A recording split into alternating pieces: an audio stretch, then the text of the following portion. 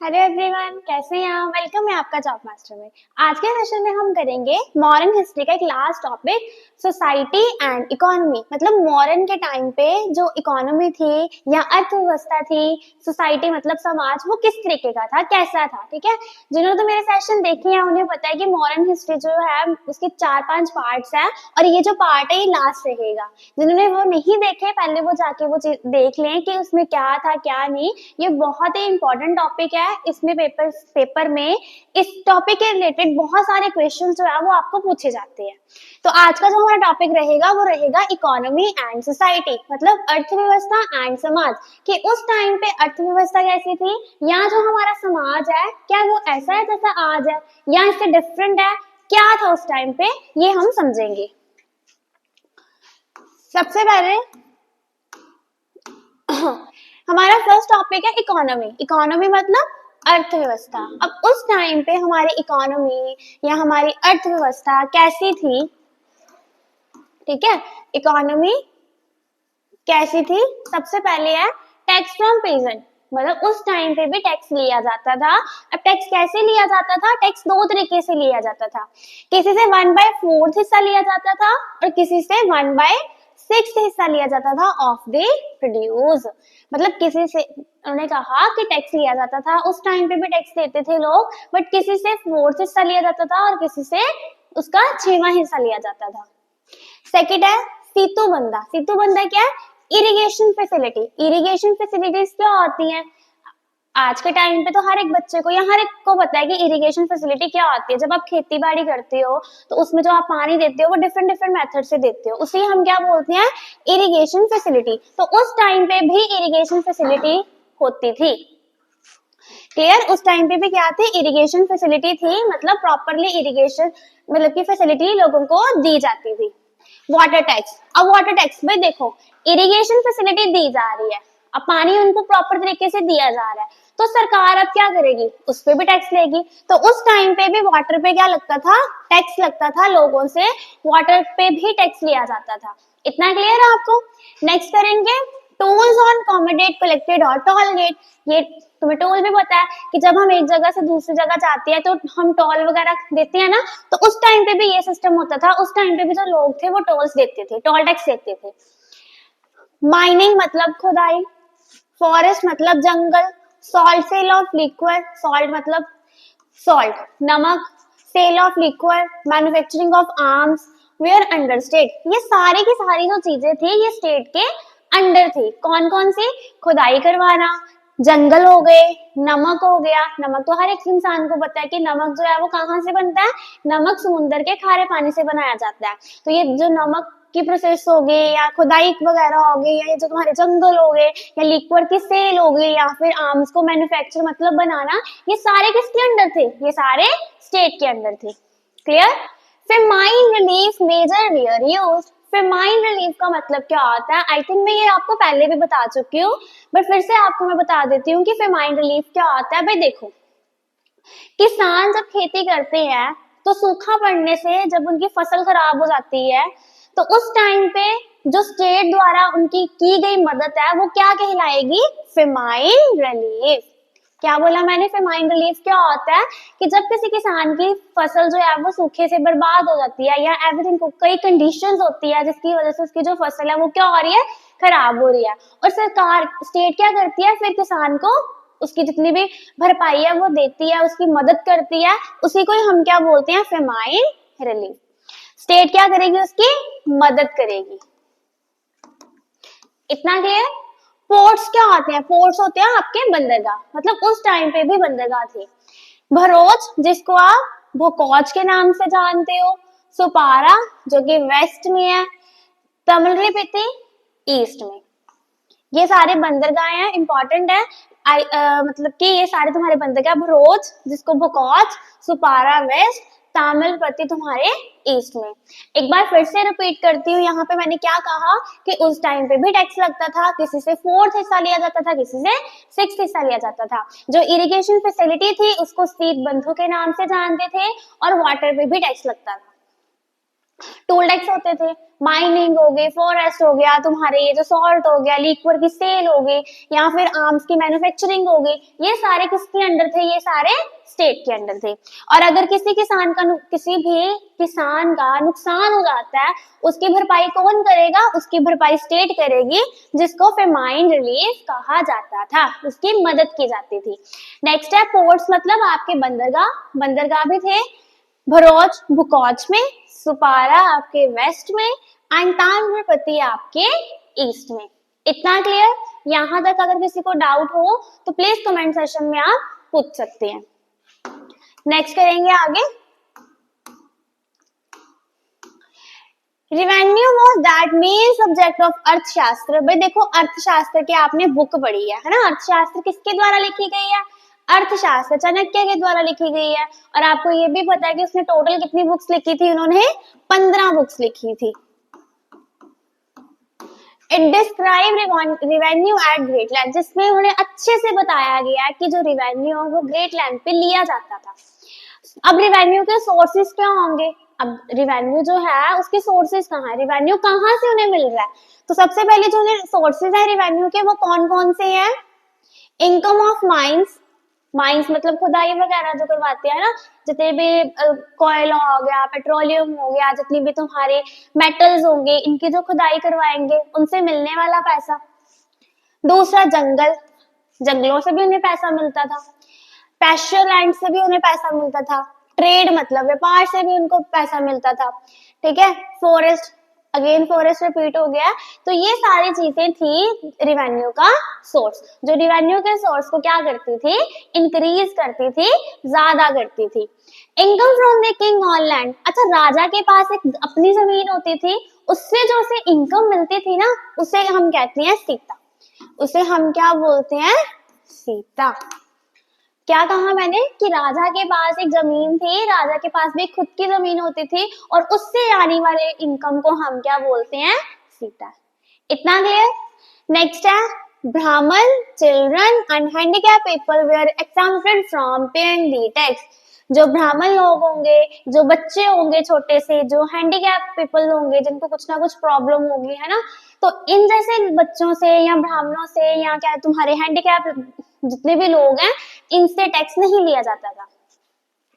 Tax evasion was considered a very serious crime, और वह जो टैक्स के खिलाफ कोई काम करेगा या उसमें कुछ करेगा ना, हेरा फेरी, उसको एक बहुत बड़ी सजा दी जाती थी। ये एक जुर्म माना जाता था, एक बहुत सीरियस क्राइम माना जाता था। And offended were severely punish, और उसको अच्छे से पनिश किया जाता था। ठीक है।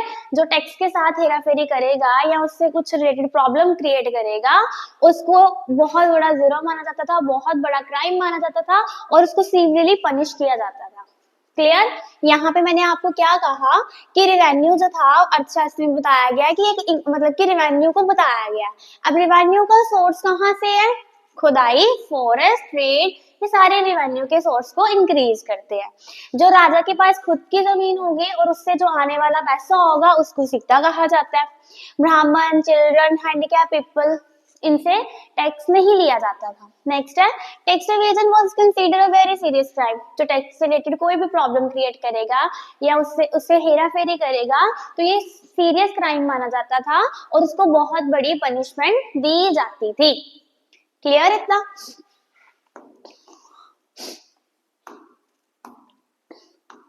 नेक्स्ट आपको कहा गया आर्टिशियन हो गए, क्राफ्टमैन हो गए। आर्टिशियंस क्या होते हैं? आर्टिस्ट, है ना, अलग अलग आर्टिस्ट, कुछ पेंटिंग करने वाले आर्टिस्ट होंगे, कोई कलाकार, कलाकार को हम आर्टिशियन कहते हैं, चाहे वो कोई भी कलाकार हो। क्राफ्टमैन, कोई चीजें बनाने वाला, है ना, उस व्यक्ति को हम क्या बोलते हैं? Craftsman. They are given special protection, भाई उनको स्पेशल प्रोटेक्शन दी जाती थी स्टेट की तरफ से। क्या कहा कि जितने भी आर्टिशियंस हैं, जितने भी क्राफ्ट पर्सन हैं, उनको एक स्पेशल प्रोटेक्शन दी जाती थी, किसकी तरफ से? स्टेट की तरफ से। And offence against them way severely punish, और अगर उनसे भी कोई मतलब कि पंगा लेता था या उनके विरुद्ध भी कोई काम करता था, जहाँ उन्हें कोई कुछ कहता था, तो उसको भी पनिश किया जाता था, उसको भी सीवियरली क्या किया जाता था? पनिश किया जाता था। Main industries during this period, अब इस पीरियड में जो इंडस्ट्रीज थी, है ना, जो आपके कारखाने थे, वो किसके थे? टेक्सटाइल। टेक्सटाइल क्या होता है भाई? कपड़े बनाने वाला कारखाना। माइनिंग मतलब खुदाई। मेटल मतलब मेटल से रिलेटेड जितनी भी चीजें हैं, मेटल को बनाना। नेक्स्ट है ship building, jewellery making. Jewellery making, तुम्हारा ज्वेलरी क्या होती है? गहने वगैरह। मेटल वर्किंग, पॉट मेकिंग, ये सारी इंडस्ट्री थी जो उस टाइम पे थी। ठीक है, ये सारी इंडस्ट्री पाई जाती है। सबसे पहले कहा गया कि जितने भी तुम्हारे आर्टिशियन है, कलाकार हैं, क्राफ्टमैन है, ठीक है, इनको ना एक अच्छे सी वो दी जाती थी, प्रोटेक्शन दी जाती थी। इनको प्रोटेक्शन किसके द्वारा दी जाती थी? इनको प्रोटेक्शन दी जाती थी आपके स्टेट के द्वारा। और इनसे कोई अगर कुछ मतलब कि इनको कोई बुरा भला कहेगा तो उसको सीवियरली पनिश किया जाता था। फिर कहते हैं कि इस टाइम पे जो आपकी मेन इंडस्ट्री पाई जाती है वो कौन कौन सी पाई जाती है? कपड़े की, खुदाई की, मेटल बनाने की, शिप बिल्डिंग बनाने की, ज्वेलरी बनाने की, मेटल वर्किंग, पॉट मेकिंग, ये सारे इंडस्ट्रीज उस टाइम पे थी। मॉडर्न के टाइम पे ये सारी इंडस्ट्री पाई जाती थी और इनसे रिलेटेड काम किए जाते थे उस टाइम पे। होप करते हो इतना आपको क्लियर होगा। अब हम पढ़ेंगे सोसाइटी। उस टाइम पे हमारी सोसाइटी, समाज कैसा था? ठीक है, उस टाइम पे हमारी सोसाइटी होगी, जो आपका समाज हो गया, वो किस तरीके का था, उसके बारे में हम पढ़ेंगे। Magnethes mentioned that during this period the society was compromising 7 castes mainly. Magnethes आपको पता है ये कौन है? सेलेकस निकेटर है, जो क्या थे? ग्रीक के एम्बेसडर्स थे। अभी इन्होंने क्या कहा कि जो हमारी जातिज हैं वो 7 हिस्सों में बंटी हुई हैं। 7 हिस्सों में कौन कौन सी बंटी हुई है? फिलोसफर्स, फार्मर मतलब किसान, सोल्जर मतलब आर्मी, हर्ट्समैन कौन से होते हैं? जो बकरियां, भेड़ बकरियां चराते हैं, उनको हम क्या बोलते हैं? हर्ट्समैन। आर्टिशियंस कलाकार, मैजिस्ट्रेट्स, काउंसलर। कहते काउंसलर का बहुत बड़ा रोल रहा है। काउंसलर जो थे वो किंगडम के लिए बहुत अच्छे माने जाते थे। ठीक है, तो ये 7 जातियां थी, बंटी हुई थी। ये किसने कहा था? मैग्नेथिस ने कहा था। मैग्नेथिस however failed to comprehend the Indian society, but इन्होंने इंडियन सोसाइटी जो बटी हुई थी उसको अच्छे से बताने में असफल रहे थे। इन्होंने अच्छे से नहीं बता पाए थे कि एक्चुअल में वो कितने टाइप में बटी हुई थी। ठीक है, प्रॉपरली कंफ्यूज, वो कंफ्यूज थे। जाति, वर्ण एंड ऑक्यूपेशन, वो इससे रिलेटेड क्या थे? कंफ्यूज थे। उन्हें नहीं पता था कि जो प्रॉपरली जो जाति हैं वो कितने हिस्सों में बटी हुई है। ठीक है, chaturvarnya system continue to govern this society, क्योंकि चतुर्वर्ण्य सिस्टम जो था वो सोसाइटी में कंटिन्यू चल रहा था। वो कौन सा था? जिसमें आपको मैंने कहा था कि जो आपकी सोसाइटी है वो कितने हिस्सों में बटी हुई है? आपकी सोसाइटी जो है वो 4 हिस्सों में बटी हुई है। ब्राह्मण, क्षत्रिय, शूद्रास और ब्राह्मण, क्षत्रिय, शूद्रास और एक मेरे को याद नहीं आ रहा, राजपूत। ठीक है, ब्राह्मण, राजपूत, क्षत्रिय, शूद्रास में जो आपकी क्या कहते जाति है वो 4 हिस्सों में बटी हुई है। यही जो सिस्टम था, यही सिस्टम कंटिन्यू चल रहा था हमारी सोसाइटी में। The urban way of life develop. अब अर्बन कहते कि जो शहरीकरण था, शहरों में रहने वाले जो लोग थे उनकी जो लाइफ थी वो डेवलप थी। वे डेवलप होगी। देखो आज भी जो सिटीज में रहती हैं बहुत सारी फैसिलिटीज उनको सिटीज में मिलती हैं, जो कि गांव में इतनी फैसिलिटीज मिलती हैं पर इतनी हद तक नहीं मिलती जितनी की शहरों में मिलती हैं। तो उस टाइम पे भी जो शहर के लोग थे उनकी जो लाइफ थी वो डेवलप थी। And the craftsman enjoy a high place in the society, और इस सोसाइटी में जो क्राफ्टमैन थे ना उनको ना एक ऊंचा दर्जा दिया जाता था इस सोसाइटी में। क्लियर? सोसाइटी में क्या पढ़ा कि मैग्नेथिस ने मेंशन किया गया है कि हमारी जाति 7 जातियों में बटी है। Philosopher, farmer, soldier, herdsman, artisans, magistrate and councillor. But Megasthenes fail हो गए, उन्होंने प्रॉपरली कंफ्यूज थे, नहीं पता था, क्योंकि चतुर्वर्ण्य सिस्टम हमारी सोसाइटी में चल रहा था। चतुर्वर्ण्य सिस्टम क्या था? जिसमें हमारी जो जातियां हैं वो 4 हिस्सों में बटी हुई है, ब्राह्मण, राजपूत, क्षत्रिय और शूद्रास। फिर कहा गया कि अर्बन लाइफ मतलब शहर में रहने वाले जो लोग थे उनकी जो लाइफ थी वो डेवलप थी, और उसमें जो क्राफ्ट पर्सन थे ना, आपके जो क्राफ्ट्समैन थे, उनको एक बहुत ही इम्पोर्टेंट दर्जा दिया जाता था, उनकी हाई प्लेस थी कहाँ पे, सोसाइटी में, सोसाइटी में एक उनकी हाई प्लेस थी। हाई प्लेस मतलब ऊंचा दर्जा उन्हें दिया जाता था। इतना क्लियर? नेक्स्ट करते हैं आगे।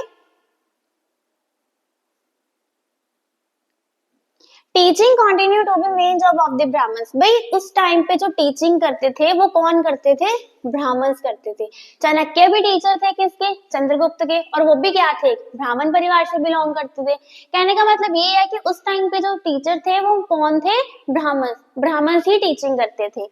Buddhist monasteries were develop as important educational institution. फिर बौद्ध धर्म आ गया है, इन्होंने बहुत सारे इंस्टीट्यूशंस खोले।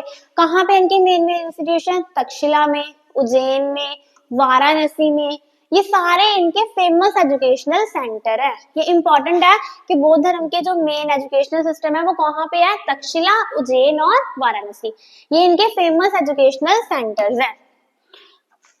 Technical educational was journal provided through guilds.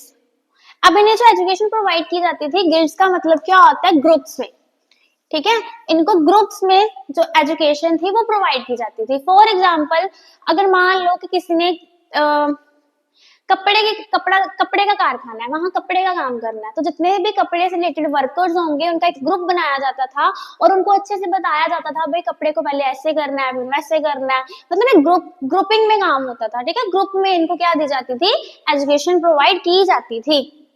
Learn the craft from the early age. The joint family system was the norm in the domestic life. कहा जाता है कि उस टाइम पे न्यूक्लियर फैमिली बहुत कम पाई जाती थी, ज्यादा जॉइंट फैमिली ही थी। जॉइंट फैमिली का मतलब क्या होता है, बहुत सारे सदस्य जब एक ही घर में रहते हैं, ठीक है। न्यूक्लियर फैमिली मतलब छोटी फैमिली उस टाइम पे नहीं थी, ज्यादा जॉइंट फैमिली पाई जाती थी। A married woman had her own property in the form of bride gift.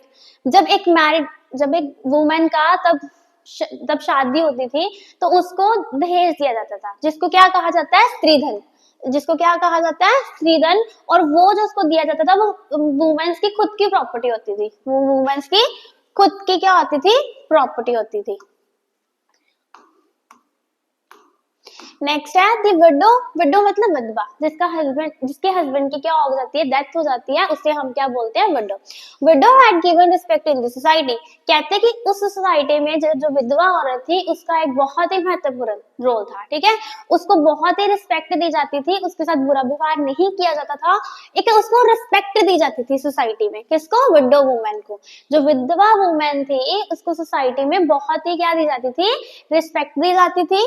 और स्त्रीधन, ब्राइड गिफ्ट एंड ज्वेलरी, और जो उसको स्त्रीधन दिया जाता था, चाहे ज्वेलरी होगी चाहे कुछ भी हो गया, बिलोंग्स टू हर, जो उससे बिलोंग करता है। Offence against women they are severely dealt with. अगर उस वुमन के साथ कुछ भी कोई करेगा तो उसको सीवियरली पनिश किया जाता था। मतलब माना जाता ये है कि उस टाइम पे वुमेन्स की रिस्पेक्ट थी, उस टाइम पे भी वुमेन्स की क्या होती थी, रिस्पेक्ट होती थी। अगर उन्हें कोई कुछ कहता था तो उसके खिलाफ कड़ी से कड़ी कार्रवाई की जाती थी। Kautilya also laid down penalties against officials in charge of misbehave with women. अगर कोई वुमेन के साथ मिसबिहेव करेगा तो उसको पनिश किया जाएगा। मतलब वुमेन की उस टाइम पे भी क्या होती थी, रिस्पेक्ट होती थी। Megasthenes mention that slavery did not exist in India. Megasthenes ने अपनी बुक में ये मेंशन किया है कि जो दास थे ना, नौकर, उस टाइम एग्जिस्ट नहीं करते थे इंडिया में। But Indian source recognise slavery during modern period. But modern period में हमें देखने को मिलता है कि उस टाइम पे स्लेवरी सिस्टम था। मतलब इंडिया में दास प्रथा नहीं थी, ये जो स्लेवरी सिस्टम पाया जाता है ये इलीगली था, लीगली नहीं था। इतना क्लियर? उम्मीद करती हूँ कि जितना भी मैंने आपको करवाया वो आपको अच्छे से समझ आया होगा। और अगर कोई भी डाउट रहता है सेशन से रिलेटेड तो आप प्लीज कमेंट करके पूछ सकते हैं। जितना मैंने करवाया आपको अच्छा लगा होगा तो प्लीज वीडियो को लाइक, शेयर, कमेंट जरूर करना और चैनल को सब्सक्राइब करना मत भूलना। Thank you.